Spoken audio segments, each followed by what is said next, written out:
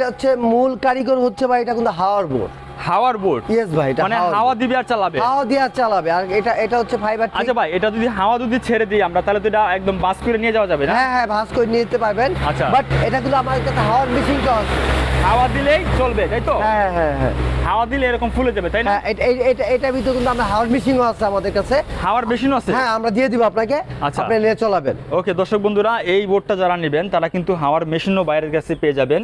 আপনারা হাওয়া দিবেন আর চালাবেন, যখন প্রয়োজন নয় আবার হাওয়া ছেড়ে দিয়ে বাস করে রেখে দিবেন।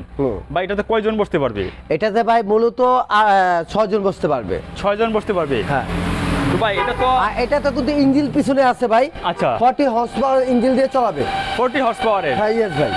আচ্ছা, ইঞ্জিন তো আপনাদের কাছে আছে তাই না? হ্যাঁ, ইঞ্জিন আছে আমাদের কাছে, সমস্যা নেই। ওকে দর্শক বন্ধুরা, যারা নেবেন এটা কিন্তু সেকেন্ড হ্যান্ড, তাই না ভাই? হ্যাঁ, এটা সেকেন্ড এটা সেকেন্ড হ্যান্ড ভাই, এটা তো সেকেন্ড। এটা হচ্ছে ভাই যে বড় বড় শিপ আছে না ভাই? হ্যাঁ হ্যাঁ হ্যাঁ, শিপটে চলে এগুলা দিয়ে। আচ্ছা আচ্ছা আচ্ছা। দেখা গেল আমি মাঝ নদীতে দাঁড় করে রাখছি শিপটা, তো আমি এই পার আসবো কিভাবে? আচ্ছা আচ্ছা, সেইভাবে এটা শিপটে চলে। এটা কিন্তু সম্পূর্ণ বাইরের, আমাদের দেশি না। এ সম্পূর্ণ বাইরের? হ্যাঁ, বাইরের। ওকে, তো ভাই এইগুলোর প্রাইস কেমন পড়বে?